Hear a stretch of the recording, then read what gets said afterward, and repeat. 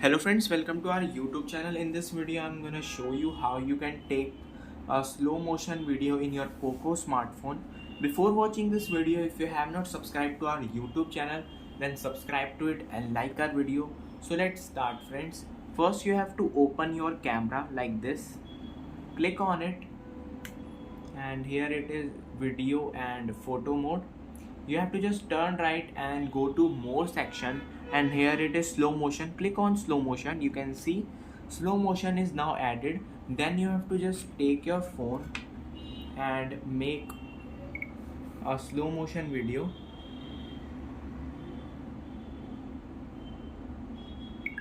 Friends, you can see this. It is a slow motion video.